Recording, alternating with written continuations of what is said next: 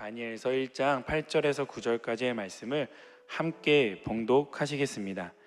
다니엘은 뜻을 정하여 왕의 음식과 그가 마시는 포도주로 자기를 더럽히지 아니하리라 하고 자기를 더럽히지 아니하도록 환관장에게 구하니 하나님이 다니엘로 하여금 환관장에게 은혜와 긍휼을 얻게 하신지라. 아멘. 할렐루야. 되게 오랜만에 만나는 것 같습니다. 잘 계셨어요? 찬양대가 주향한 찬양대 밑에 내려오니까 더 반가운 것 같습니다. 네, 저만 반가운 건가요? 반갑습니다. 오늘 저는 함께 읽은 다니엘 1장 8절 9절 말씀을 가지고 지금은 뜻을 정할 때입니다 이와 같은 제목으로 말씀의 은혜를 나누려고 합니다. 오늘 말씀의 제목 함께 고백해 볼까요? 시작. 지금은 뜻을 정할 때입니다. 여러분, 지금은 뜻을 정할 때인 줄 믿습니다. 이제 다니엘 1장을 읽었는데 오늘부터 이제 작년부에서는 어른 예배에서는 다니엘 이제 강해를 시작했어요. 아마 한 7장 8장 정도까지는 올해까지 할 수 있지 않을까 생각을 하는데, 왜 이때 다니엘을 말씀을 전하게 됐느냐 하면은 다니엘이 살던 시대와 우리가 살던 시대가 좀 비슷합니다. 다니엘이 겪었던 일들이 지금 오늘 청년들과 오늘 살아가는 많은 사람들이 겪고 있는 일들과 비슷합니다. 그래서 다니엘을 통해 하나님 이 시대에 주시는, 우리에게 분별해서 주시는 말씀이 무엇인가를 우리가 좀 알고, 그리고 다니엘처럼 그 시대를 때로는 거스르며 또 시대를 타고 넘으며 우리가 이 세상을 살아갔으면 좋겠다라고 하는 기대감이 있어서 다니엘서 말씀을 나누기로 마음을 먹었습니다. 다니엘 하면은 뭐가 생각나죠? 새 친구, 그리고 또 사자, 또 다니엘이 잘생겼는지는 증명할 길이 없어요. 내 믿음대로 될지어다. 자, 다니엘은 우리 마음속에 잘생긴 걸로 이제부터 결정을 내리면 될 것 같습니다. 자, 많은 흥미진진한 이야기들이 있습니다. 그런데 다니엘도 자신의 인생 가운데 닥쳐온 이런 이야기들을, 우리가 흥미진진하게 받아들이는 이런 이야기들을 다니엘도 흥미진진하게 받아들였을까요? 뭐 어느 날 일어났더니 막 사자굴에 던져져 있고, 어느 날 보니까 뭐 친구들이 극렬히 타는 풀무불 가운데 막 들어가는 거 막 봐야 되고, 마음이 아마 철렁철렁 했을 거예요. 쉽지 않은 삶을 살았을 것입니다. 다니엘과 그의 세 친구들이 바벨론에 끌려갔던 나이는 16살입니다. 여러분들보다 훨씬 어린 나이에 바벨론에 포로로 끌려간 거예요. 물론 그냥 뭐 그저 그런 아이들은 아니었습니다. 그 느부갓네살 왕이 특별히 유다에서 왕족이나 귀족 집안 아이들 중에 좀 될 만한 아이들을 선별해서 데려오라고 얘기했기 때문에 그냥 멍청하거나 무식한 애들은 아니었을 거예요. 똑똑한 아이들이었을 거예요. 지혜로운 아이들이었을 거예요. 그런데 그런 아이들이 갔다 그런다고 해서 그 거대한 바벨론에 맞설 수 있었겠습니까? 맞설 수 없죠. 그런데 맞설 수 없는데 다니엘과 그의 세 친구들이 바벨론에 맞서는 삶을 보여준 거예요. 저는 우리 클레마 대학 청년부 지체들이 이런 삶 살았으면 좋겠어요.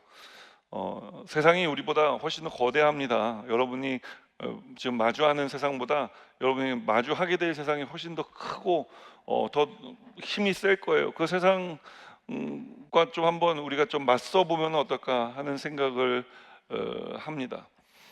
세상이 여러분에게 주장하는 것들을 아니라고 이야기할 수 있는 그런 좀 담대함이 우리 청년들에게 있었으면 좋겠습니다. 그런 담대함이 있으려면 무엇이 있어야 되냐면 하나님을 향한 믿음이 있어야 됩니다. 다른 거 믿는 게 아니라 하나님을 믿는 믿음이 있어야 된다고요.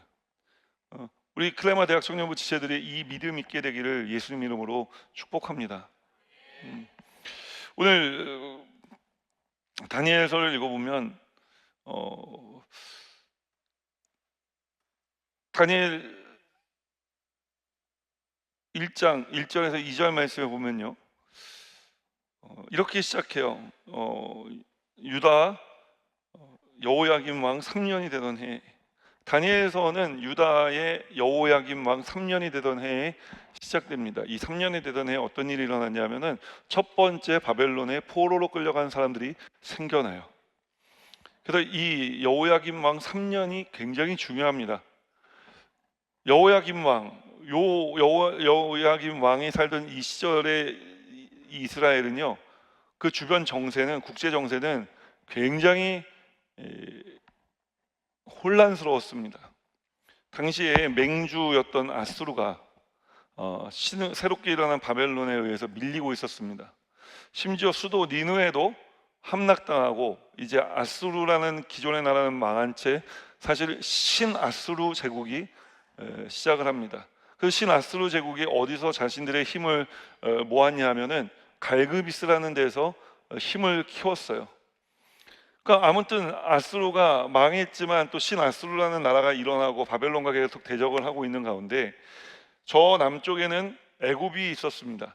애굽의 바로 느고가 이렇게 보니까 아수르가 조금 더 존재하는 게 자신들에게 이로울 것 같은 거예요.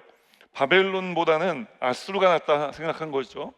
그래서 이 애굽의 바로 느고가 신아수르와 동맹을 맺고 아수르와 짬짬이해서 바벨론을 치기 위해서 북쪽으로 올라오게 됩니다. 그때 올라가던 길에 어떤 나라가 있었어요? 남유다가 있었겠죠. 남유다를 지나가야 북쪽에 있는 아수르와 함께 만날 수가 있는 거예요. 근데 지금까지 남유다는 아수르한테 조공을 바치고 있었거든요. 근데 아수르가 망하고 힘이 약해지니까 당연히 무슨 생각을 했겠어요? 요시야 왕은 야, 이때가 바로 독립할 때구나 생각한 거예요. 그 독립을 하려고 준비하고 있는데 갑자기 애굽의 바로 느고가 뭐 아수르랑 짭짬이 갖고 뭐 바벨론을 물리친다고 올라오니까 이거 그냥 보내줄 수가 없잖아요. 그래서 전쟁을 일으킵니다. 무기또에서 한판 붙어요. 근데 세게 붙은 것도 아니고요, 붙자마자 깨집니다. 이 전쟁에서 요시야 왕이 전사하고 이제 백성들에 의해서 그의 아들이었던 여호아하스라고 하는 사람이 왕위에 오르게 됩니다.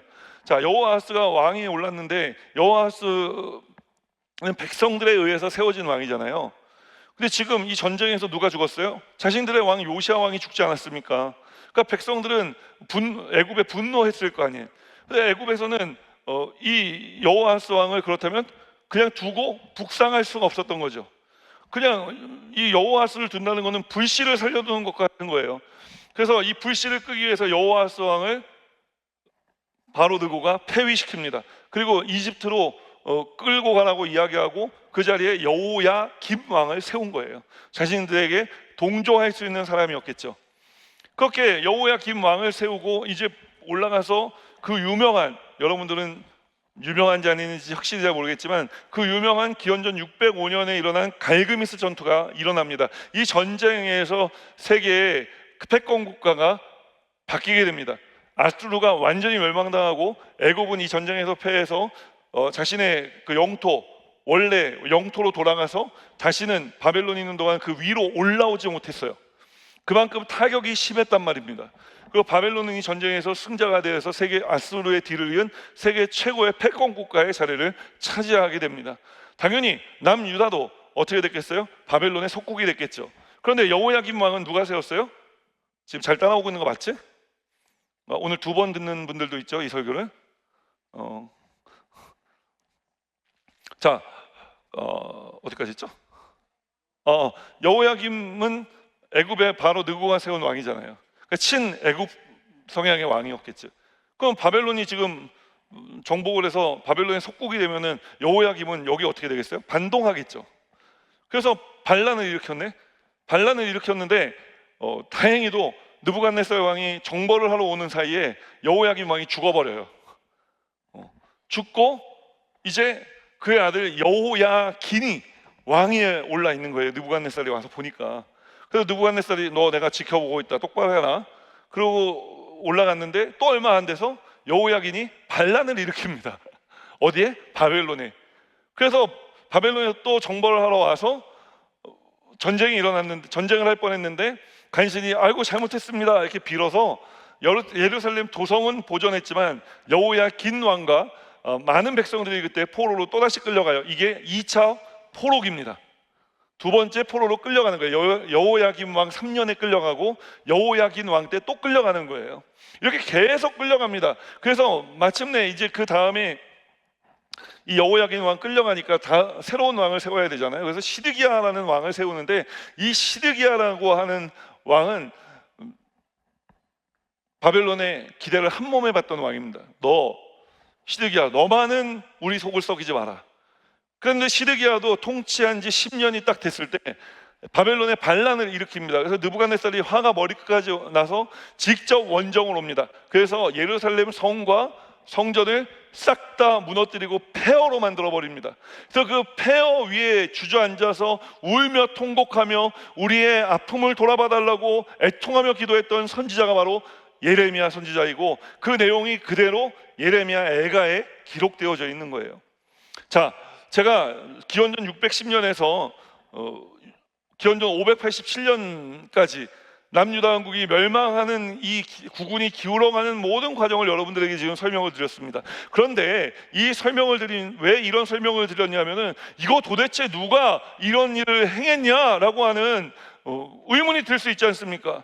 과연 누가 남유다를, 하나님이 선택한 나라 아닙니까? 하나님이 자신의 백성으로 선택하고 하나님이 그동안 지켜주시고 보호해 주셨던 이 나라인데, 누가 감히 이 나라를 멸망시킬 수 있었겠느냐라고 하는 질문이 우리에게 있을 수 있잖아요. 그래서 오늘 다니엘서가 이 이야기를 전하며 우리에게 답을 주는 거예요. 누가 남유다를 멸망시켰는 줄 아느냐? 2절 말씀을 보면 주께서 그렇게 하셨다고 이야기합니다. 무슨 이야기냐? 다니엘서 전반적으로 흐르는 흐름이 있는데, 그것이 뭐냐? 하나님이 역사의 주관자이시라는 거예요. 하나님이 이 세상 천지 만물 모든 것들을 하나님께서 다 조정하시고 조성하시고 움직이신다는 거예요. 그 강성했던 바벨론을 멸망시키신 분이 하나님이시고, 그 아수를 멸망시키신 분이 하나님이시고, 바벨론을 일으키신 분이 하나님이시고, 또 바벨론 중간에 다니엘서를 읽다 보면요, 그 중간에 바벨론도 멸망당하고 이제 페르시아 제국이 시작된단 말이에요. 자, 이 페르시아 새로운 제국을 일으키신 분도 하나님이시라는 거예요. 우리 하나님이 다 하고 계시다는 거예요. 여러분, 하물며 이 온 우주 천지 만물을 다 다스리시고 통치하시는 하나님께서, 이 역사의 주관자 되신 하나님께서 여러분의 삶을 통치하시지 못하시겠습니까? 너무 큰일을 하시는 분이시라 여러분 삶에는 관심이 없으실까요? 아니요. 여러분, 오늘 다니엘 한 사람, 다니엘과 같은 그의 친구 세 사람을 위해 하나님은 일하고 계시지 않습니까? 하나님은 온 천지 만물을 주관하신 하나님이시며, 동시에 여러분의 인생에 관심 갖고 계신 하나님이시라는 것을 여러분 기억하시라는 거예요. 오늘 이것을 기억하는 것이 첫 번째 여러분들에게 주는 하나님의 메시지입니다. 다니엘의 메시지예요. 세상은 이렇게 혼란스럽게 흘러갑니다. 성경이 주는, 그렇다면 두 번째 메시지는 무엇이냐? 이 역사의 주관자 되신 하나님을 믿고 여러분들이 이 혼란한 세상, 청년으로 살아가기 힘들고 어려운 이 세상, 그럼에도 불구하고 예수 믿는 청년으로 살아가라 라고 이야기하는 것입니다. 좀 다르죠? 아까 들은 거랑 좀 달라야 또 듣지. 근데 큰 내용은 차이가 없다, 얘들아. 처음 들으면 또 처음 듣죠? 그냥 뭐 많이 적어. 그죠? 되게 열심히 적는다. 보고 싶다. 자, 두 번째는 뭐냐면은, 그럼에도 불구하고 그리스도인으로 살아가라는 거예요. 이런 세상, 하나님이 역사를 주관하시며 동시에 여러분에게 관심이 있으니 여러분들은 두려워하지 말라는 것입니다. 다니엘이 16살에 끌려갔다 그랬어요. 16살에 끌려가 보니까 얘네들이, 바벨론 애들이 제일 먼저 이 다니엘과 세 친구들한테 한 일이 뭔지 알아요? 창시계명을 시킨 거예요. 우리 다 옛날에 학교에서 배웠잖아요, 그죠? 창시계명이 가진 속뜻은 뭐예요? 그냥 이름 바꿔 부르는 거였어요? 아니잖아요. 우리나라의 민족성, 우리의 정체성을 말살하기 위해서 첫 번째로 했던 게 이름을 바꿔 부르게 한 거예요. 자, 대표적으로 다니엘을 시간이 없으니까 다니엘만 봅시다. 다니엘은 하나님이 보호하신다, 하나님이 심판하신다는 의미를 가지고 있는 사람이었어요. 그 이름의 뜻이 그렇다고요. 여러분 이름에 다 의미가 있고 뜻이 있는 것처럼 다니엘이라는 이름에도 뜻이 있다고요. 그런데 하나님이 심판하시고 하나님이 보호하신다라고 하는 이름의 뜻을 가졌던 다니엘의 이름을 어떻게 바꿔요? 벨드사살이다라고 이름을 바꾼 거예요. 물론 그대의 보호자는 벨이다. 벨이란 말은 마르둑 신의 별명인데, 이 마르둑 신은 바벨론의 주신의 이름입니다. 너는 이제부터 하나님이 너를 보호하는 게 아니라 벨 마르둑이 너를 보호할 거야. 너는 하나님 믿지 말고 벨 마르둑을 믿고 살아라 라는 이름으로 이름을 바꿔버린 겁니다. 나머지 세 친구들의 이름도 다 마찬가지였어요. 하나님과 관계된 그들의 이름을 다 끊어버리고 바벨론과 관련된 신들의 관련된 이름으로 다 바꿔버린 것입니다. 이게 뭐예요? 지금 그들의 신앙과 그들의 민족의 정체성, 그들의 선조들이 살아왔던 삶의 역사를 다 부정하라는 이야기입니다. 하나님을 떠나서는 의미가 없잖아요. 그런데 하나님을 부인하라고 이야기를 하는 거예요. 자, 16살밖에 안 된 이 다니엘과 세 친구들은 힘이 없었습니다. 창시개명 하니까 그냥 창시개명 당했어요. 그런데 정말 창시개명 당하고 이렇게 살아서 이 다니엘과 세 친구들이 완전 바벨론 사람 됐을까요? 아닙니다. 다니엘 5장 12절에 보면 벨사살 왕이라는 그 왕이 나오는데, 이 벨사살 왕은 바벨론의 마지막 왕이에요. 이 벨사살 왕의 와이프가, 이 벨사살 왕이 꿈을 꾸거든요. 꿈을 꾸는데 이제 온 나라에서 똑똑한 사람들 다 불러오라고 이야기를 하니까 이 벨사살 왕의 와이프가, 아내가 뭐라고 이야기를 하느냐, 다니엘을 부르라는 거예요. 다니엘의 이름이 창시개명을 1장에서 당했는데도 불구하고 살아있는 거예요. 아직도. 그렇겠죠. 벨드사살 하면 대답 안 하는 거죠.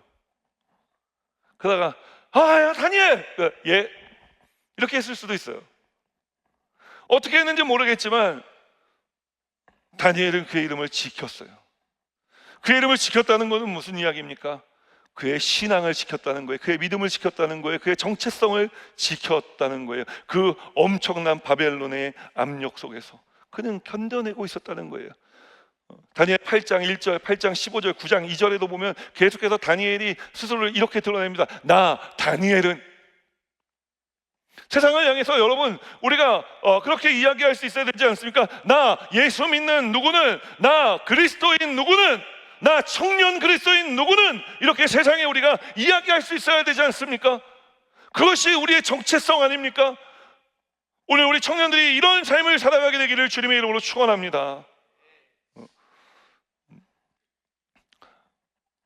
이름만 바꾼 것이 아니었습니다. 이제 이름을 바꾼 다음에 바벨론의 학문을 배우게 했어요. 바벨론의 학문은 종교와 결합된 학문이었습니다. 그래서 이 학문을 배운다는 것은 곧 바벨론 신들에 대해 배우게 된다는 것을 의미하는 것이었거든요. 그런데 이 세 친구들, 다니엘과 세 친구들은 이 학문을 또 배웁니다. 아니 목사님, 그걸 어떻게 배울 수가 있습니까? 배울 수 없다, 딱 부러지게 얘기를 해야죠.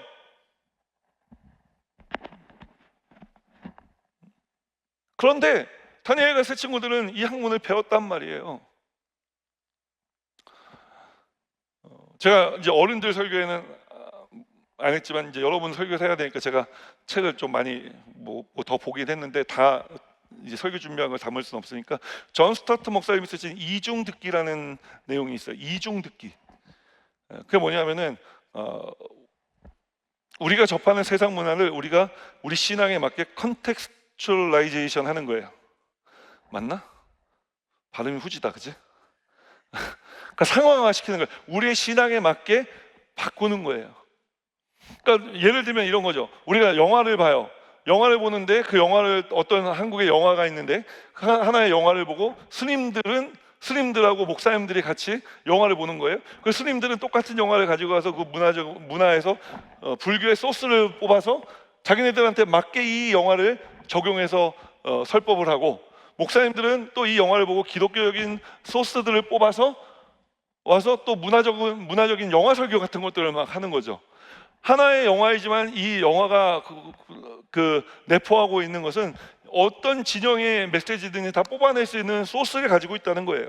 그러니까 이거를 누가 어떤 시각으로 어떤 관점을 가지고 보느냐에 문제가 있다는 것 따라 달라진다는 거죠. 문제가 있다는 기보다는 달라진다는 거예요. 그럼 바벨론에 가 있는 다니엘과 그의 세 친구들은 이 바벨론의 종교와 결합된 학문을 배우면서 어떻게 했겠어요? 종교 학문을 분리해냈겠죠. 그래서 그들이 배워야 할 학문을 배운 거예요. 그러니까 남들보다 더 많이 공부할 수 있지 않았을까 하는 생각이 들었어요. 왜냐하면 그 신들에 대해서 공부 안 해도 되니까. 남들은 신들도 공부하려, 학문도 공부하려 하는데 얘네들은 신은 공부 안 하고 학문만 공부하면 됐잖아요. 그러니까 남들보다 더 공부를 더 많이 열심히 할 수 있지 않았을까, 더 많은 양을 공부할 수 있지 않았을까 하는 생각이 있는 거죠. 왜 바벨론의 학문이 종교와 결합되었다고 말씀드리냐면은 어렵지 않습니다. 그거 뭐 따로 공부해서 알 수 있는 게 아니라 성경을 읽어보면은 느부갓네살 왕이 한번 꿈을 꾸죠. 그리고 벨사살 왕이 또 한번 꿈을 꾸는데 이들이 꿈을 꿀 때마다 온 나라의 박수와 술객들을 불러 모으라고 이야기를 하는 거예요. 박수 뭐예요? 점쟁이에요. 무당이에요. 술객들 뭐예요? 점치는 사람 술객들이라고 한단 말이에요. 그러니까 이 바벨론이라는 나라의 학문의 정점에 서 있는 사람들은 다 뭐예요? 점쟁이들이었다는 거예요. 많이 배운 사람들은 다 박사님이 아니라 박수요 술객들이라고 불렀다는 거예요. 그러니까 다 종교와 연합되어 있었다는 거죠. 뭐가 이제 분리해내기가 어려웠다는 거예요. 그런데 다니엘과 세 친구들은 이거를 분리해냈다는 거예요. 어떻게 분리해낼 수 있었을까요? 그들은 기준이 분명했잖아요. 하나님을 믿는 신앙이 분명했고 믿음이 분명했잖아요. 그러니까 이 믿음이라는 믿음을 필터라고 해서 믿음이라는 필터에 바벨론의 학문을 통과시켜 보면 통과가 되는 게 있고 통과가 되지 않는 게 있는 거예요. 그러니까 통과가 되는 건 내가 받아들이면 통과되지 않는 거는 내가 배척하는 거죠. 이렇게 걸러내는 거예요. 여러분, 세상에 쓰레기 같은 문화가 얼마나 많습니까? 그럼 우리 그 문화 속에 살아가잖아요. 그 문화를 여러분들도 다 받아들입니까? 아니죠. 우리가 신앙의 기준을 가지고 봤을 때 우리 이 믿음을 필터라고 보면은 믿음의 필터를 통과해 들어오는 것이 우리의 삶에 영향을 주는 것이고 믿음의 필터를 통과하지 못하는 건 우리도 버리는 중입니다. 여러분들도 다니엘과 그의 세 친구들과 다르지 않은 삶을 이미 살아가고 있다고 말씀드리는 거예요. 그러니 두려워하지 말고 뭐 다니엘처럼 삽시다. 그의 세 친구들처럼 바벨론의 프레셔를 우리가 이겨내고 나는 그리스도인입니다 하고 삽시다라고 했을 때 뭐 특별하게 뭔가가 필요한 게 아니라 이미 여러분들이 그런 삶을 어느 정도 살아가고 있다고 말씀드리는 거예요. 그래서 조금 더 이 세상에 구체적으로 선명한 기준을 나타낼 필요가 있다라고 말씀을 드리는 겁니다. 자, 그렇게 이제 다니엘과 세 친구들이 이름도 바뀌고, 그런데 이 이름 바뀐 거에도 굴하지 않고, 그죠? 학문을 배웠는데도 학문을 배우지만 그 학문이 나에게 필요한 부분을 흡수하고 필요 없는 부분을 그냥 내뱉으면 되는 거예요. 그런데 문제가 생겼습니다. 문제는 뭐 어디서 생겼냐면 먹는 데서 생겼어요. 우리의 모든 삐짐의 문제도 먹는 데서 시작되지 않습니까?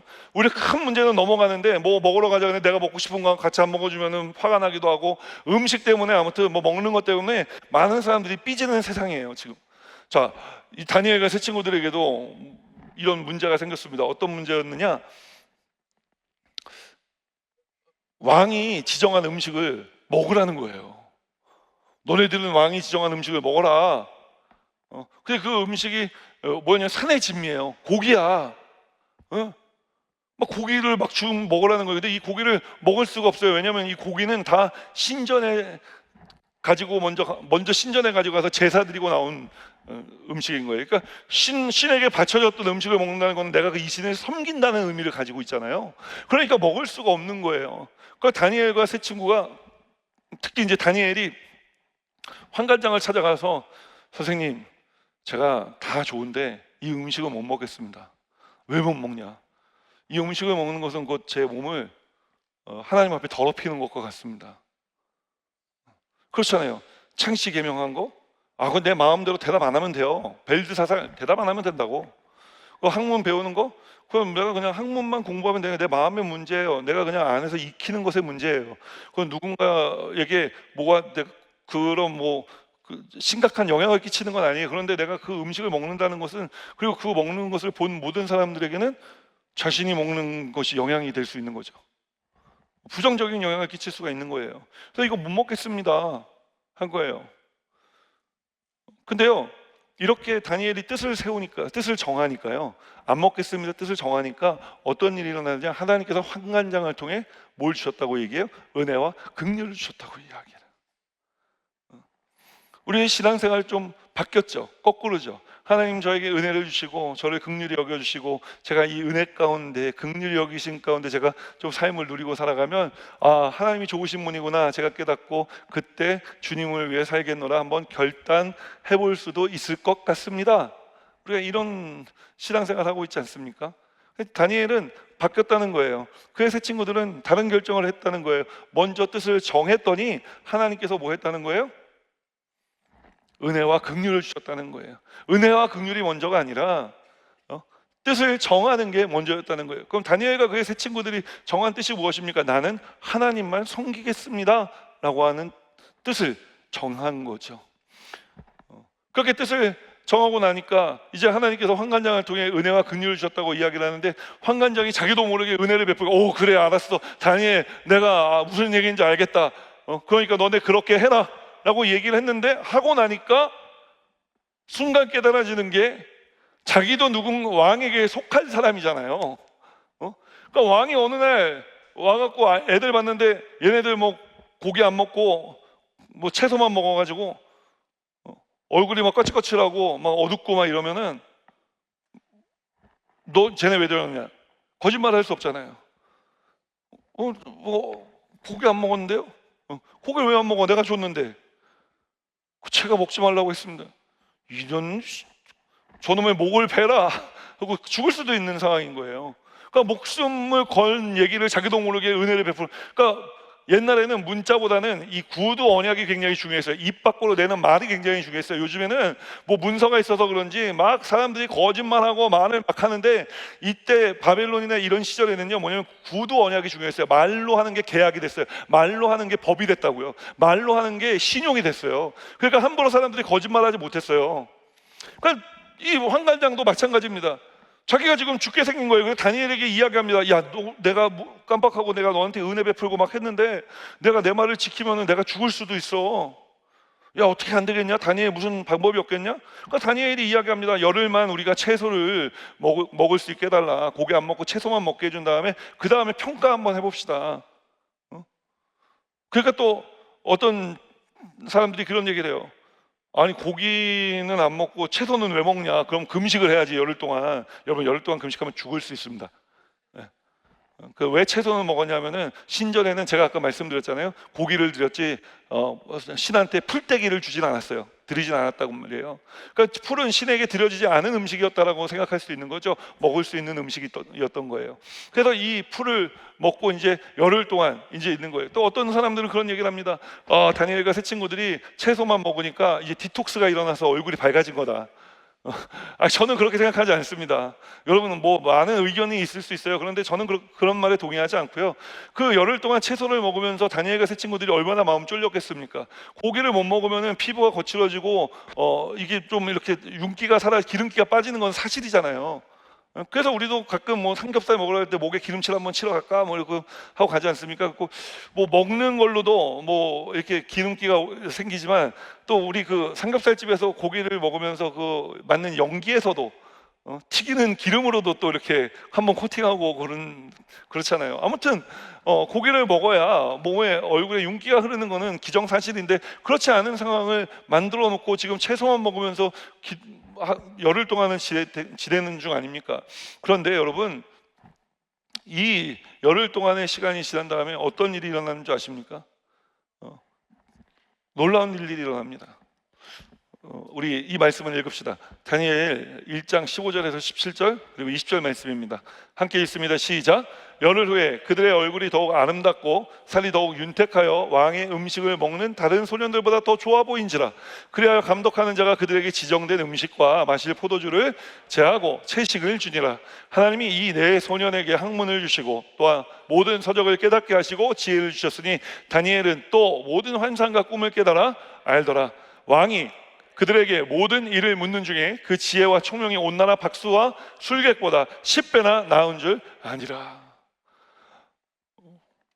어떻게 해요? 얼굴이 더 환해졌다는 거예요. 열흘 동안 채소만 먹었는데 어떻게 얼굴이 환해질 수 있죠? 하나님의 은혜입니다.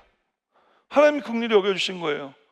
자, 그럼 뜻을 정하고 그러면 나는 채소만 먹겠습니다. 그냥 채소만 먹고 이 다니엘과 세 친구들이 아무것도 안 했을까요? 아니요, 얘네들 죽기 살기로 기도했을 겁니다. 하나님 저희들이 뜻을 세우고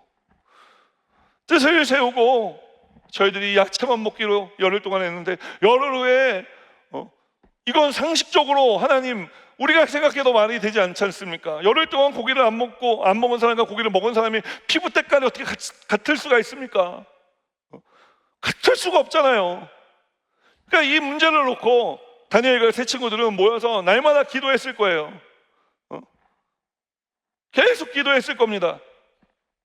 그렇게 기도했을 때 하나님께서 은혜와 긍휼을 베풀어 주셨던 은혜로 그들의 얼굴을 밝게 해주셨다고 저는 믿습니다. 여러분, 기도하셔야 돼요. 청년의 때 뜻을 세우고 내가 주를 위해 살겠습니다 하고 나가서 기도 안 하면 아무것도 할 수가 없습니다. 아무것도 되는 일이 없습니다. 그래서 우리가 이 뜻을 정하는 것도 중요한데 뜻을 정하는 사람들이 해야 될 일이 무엇이냐? 기도해야 된다고 말씀드리는 거예요. 자, 기도만 하면 되느냐? 아니죠. 기도하면서 열심히 공부했겠죠. 그러니까 열심히 공부했기 때문에 그 공부하는 습득력이 하나님께서 이 케파를 더 넓게 해주셔서 더 빨리 더 많이 익히게 하시니까 10배를 더 알게 하신 거지, 기도만 하고 앉아있는다 그래서 아무것도 누가 지식을 넣어주는 게 아니지 않습니까? 물론 하나님은 하나님이시라 모든 것을 다 하실 수 있어요. 옛날에 영국의 캠브리지 대학에서 시험을 보는데 한 학생이 답안지 이렇게 써서 냈다고 합니다. 하나님은 다 아십니다. 답을 안 쓰고 그냥 답안지에 하나님은 다 아십니다. 아마 신학교의 시험이었던 것 같아요. 그러니까 교수님이 답안지를 이렇게 내줬는데 그 답안지에 이렇게 쓰여져 있었다고 합니다. 하나님 100점, 넌 빵점. 많은 크리스찬 지체들이 예수님 믿고 살아간다고 이야기하면서 세상에서 정말 살아가야 될 노력을 하지 않을 때가 있습니다. 교회에 모여서 기도는 많이 하는데 세상에서 정말 실력 있는 사람이 되기 위해 스스로를 갈고 닦지 않는 사람들이 있는 거예요. 여러분들은 교회에서도 세상에서도 훌륭한 크리스찬으로 교회에서만 기도하는 것이 아니라 밖에서도 기도하고 밖에서만 공부하는 것이 아니라 교회에서도 공부할 수 있는 그런 지체들이 되어야 될 줄 믿습니다. 그렇게 실력 있는 그리스도인들이 되기로 열심을 낼 때 하나님께서 그 열심 가운데 함께 해주셔서 은혜와 긍휼을 베풀어 주셔서 10배나 더 똑똑하게 10배나 더 지혜롭게 만들어 주신 거예요. 여러분이 다니엘과 그의 세 친구들에게 역사하신 하나님의 역사가 여러분에게 하시는 하나님의 역사가 되기를 주님의 이름으로 축원합니다. 그리고 이런 삶을 살아가는 것을 여러분 두려워하지 마십시오. 다니엘과 세 친구들의 살았던 그 삶은요, 한마디로 얘기하면은 세상을 거스르는 삶이었습니다. 그들을 짓누르고 그들을 바꾸어 버리려고 하는 세상에 나는 바뀌지 않겠습니다. 신앙을 포기하라고 강요하는 세상에 나는 신앙 포기하지 않겠습니다. 너는 바벨론 사람이 되지 않으면 이 세상을 살아갈 수 없어. 아니요, 저는 그리스도의 사람으로 살겠습니다. 세상은 끊임없이 다니엘과 그의 세 친구들을 윽박질렀습니다. 그들을 찍어 누르려 했습니다. 그러나 그들은 뜻을 정했기 때문에 하나님께서 그때마다 은혜와 긍휼을 베풀어 주셔서 이 모든 삶의 위기들을 하나님 기회되게 하시고, 그들을 죽이려는 사람들의 음모 속에서도 하나님 역사하시니까 그들의 삶이 더 프로모트 될 수가 있었던 거예요. 더 나아질 수가 있었던 거예요. 여러분, 세상이 혼란스럽습니다. 우리 청년들의 삶도 쉽지 않습니다. 그런데 너무 걱정하지 마십시오. 모든 여러분의 앞날은 주님께 맡기고, 오늘 우리가 너무 멀리 바라보는 것보다는 오늘 말씀 주신 하나님 그 말씀을 따라 주님, 제가 주님의 사람으로 살기로 뜻을 정합니다. 우리가 이 결단만 우선해서 해봤으면 좋겠습니다.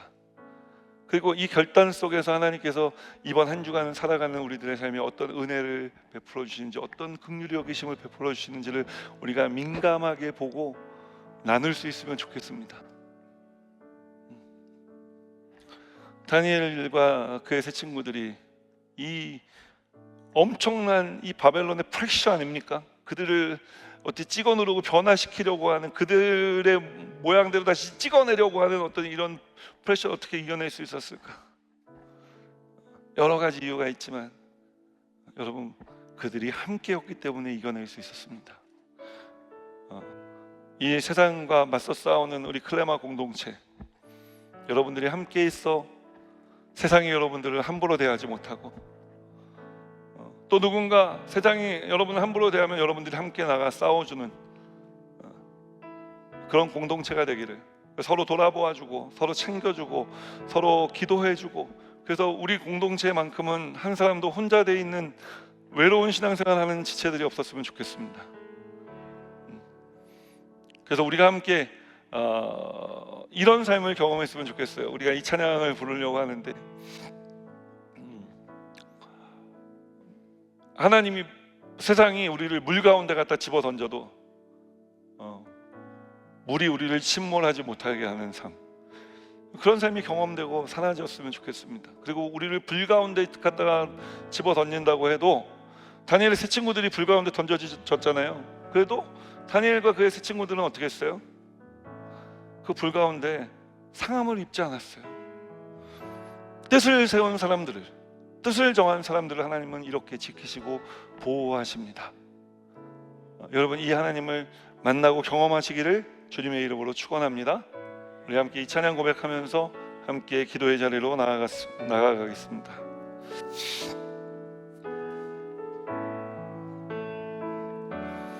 물 가운데 지날 때에도 침몰치 않으며, 불 가운데 행할 때도 너를 상치 못하게 하시리. 너를 지명하여 부르신 하나님 큰 사랑, 너를 구속하여 살리신 하나님 내게 말씀하시네.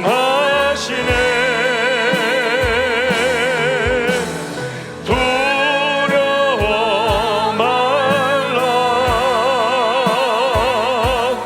놀라지도 말라. 내가 어딜 가든지 무슨 일 만나든지 내가 함께 가리라.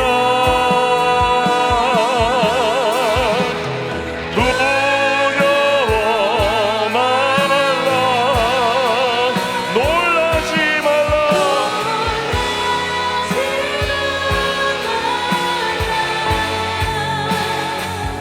내 너를 붙들리라, 너를 도우리라. 주님 약속하셨네. 두려워 말라,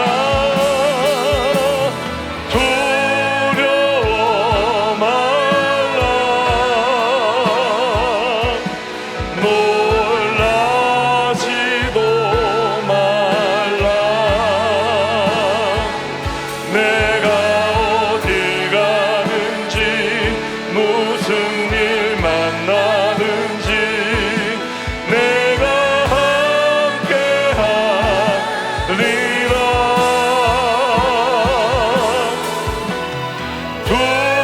두려워 말라,